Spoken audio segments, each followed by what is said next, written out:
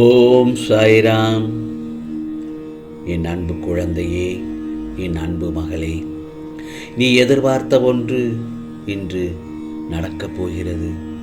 இந்த சாயப்பா சொல்வதை ஒரு முறை கேள். ஆம் செல்லமே, எது உன்னிடம் நிலைக்கும் என்று நீ நினைக்கின்றாயோ அதுதான் உன்னை விட்டு விலகி போகும். ஏனென்றால் இந்த பிரபஞ்சத்தில் எதுவும் யாருக்கும் இங்கே நிரந்தரமில்லை.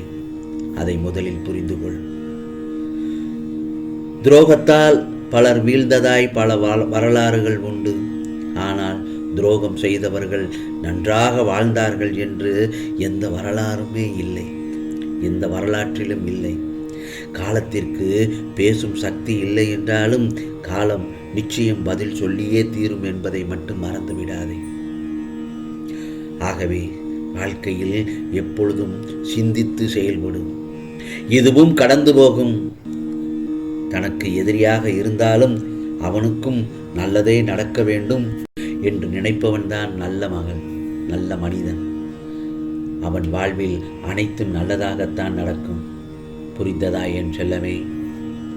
அதே போலத்தான் நீ நினைக்கின்ற மாதிரி உயர்ந்த குறிக்கோள் வைத்துக் கொள்வதால் தப்பே இல்லை. ஆனால் அந்த குறிக்கோளை சாதிக்கணுங்கிற பேரில் நம்மளை நாமே இழந்துடக்கூடாது. அதோட நம்மளையும் நாம் என்றைக்கும் மறந்துடவும் கூடாது. கண்ணு முன்னு தெரியாமல் மற்றவங்களை மதிக்காமவும் வாழக்கூடாது. இது நமக்கு கடவுள் கொடுத்த வரம் இல்லையா? இந்த உடல் நாம் ஏற்படுத்தி கொள்ள அந்த கடவுள் கொடுத்தது, சாயப்பா கொடுத்தது. ஆகவே ஒவ்வொரு மனிதனுக்கும் ஒவ்வொரு விதமான எண்ணங்கள் இருக்கும். எப்பவும் அந்த எண்ணங்களும் சரி, சிந்தனைகளும் சரி, சந்தர்ப்பத்திற்கு ஏற்றவாறு மாறுகிறதல்லவா? ஆகவே நாம் மற்றவங்க பேச்சு கேட்டு அதை பற்றியே யோசித்து கொண்டிருந்தோம் என்றால் நம்மால் ஒரு முடிவுக்கு வரவே முடியாது. முடிவு எடுக்க முடியலைன்னா முன்னேற்றமும் ஏற்படாது. அதனால் இதை பற்றியெல்லாம் யார் என்ன பேசுவாங்கிறது எல்லாம் மறந்துவிடு. பெரிய வியாதியே இதுதான். இந்த உலகம் என்ன பேசும், இந்த சமுதாயம் என்ன பேசும் அப்படிங்கிறதெல்லாம் விட்டுவிட்டு இதெல்லாம் நம்ம குடும்பத்துக்கு தேவைதானா, நல்லதான மட்டும் முதலில் யோசனை செய்து அதில் உன்னுடைய முடிவை நல்ல விதமாக எடு. ஆம் செல்லமே, என் அன்பு மகளே, வாழ்க்கையில் நீ சந்தோஷமாக வாழ வேண்டும் என்றால் இரண்டு வழிமுறைகள் தான். கண்டுகொள்ளாமல் சென்று விடுவது, விட்டு கொடுத்து செல்வது. புரிகிறதா? இந்த இரண்டு மட்டும்தான் நம் வாழ்க்கையை மகிழ்ச்சியாக வைத்துக் கொள்ளும். உன் கவலைகளுக்கான மூல காரணம் யாரிடமும் நீ அதிக உரிமையுடன் பழகுவதுதான். ஆகவே நான் சொல்வது என்ன தெரியுமா? எதிலும் சற்று இடைவெளி விட்டு பழகினால்தான் எந்த துன்பத்திற்கும் இடமே இருக்காது. இப்போது அது அடுத்தவர்கள் உன்னை துன்பப்படுத்தி சந்தோஷமாக வேடிக்கை பார்க்கிறார்கள். போனது போகட்டும். இதுதான் உலகம் என்பதை தெரிந்து கொண்டாய் அல்லவா என் மகளே? இனி நீ உன் வாழ்க்கையில் மிக மிக கவனமாக நடந்து கொள்வாய் அல்லவா? அவர்கள் உன்னை கஷ்டப்படுத்துகிறார்கள் என்றால் நீயும் அவர்களை கஷ்டப்படுத்த எண்ணாதே. அவர்களுக்கும் உனக்கும் வித்தியாசம் இல்லாமல் போய்விடும். ஆனால் அதற்காக உன் சுயமரியாதை இழந்து இரு என்று இந்த சாயப்பா சொல்ல மாட்டேன். உன்னிடத்தில் எந்த ஒரு தவறும் இல்லை என்று எனக்கு நன்றாக தெரியும். துஷ்டனை கண்டால் தூர விலகு என்றுதான் சொல்கிறேன். புரிகிறதா என் மகளே? பொறுமை காத்திரு. எந்த நட்பையும் உறவையும் இந்த சாயப்பாவின் அனுமதியின்றி ஏற்காதே. நான் சொல்வதை கேள், கவனமாக கேள். உன் மனது கஷ்டப்படும் போது ஓம் சாய்ராம், ஓம் சாயி, ஓம் சாய்ராம் என்று என் நாமத்தை உச்சரித்து கொண்டே இரு. நீ என்னை நோக்கிய பாதையில் பயணம் செய்.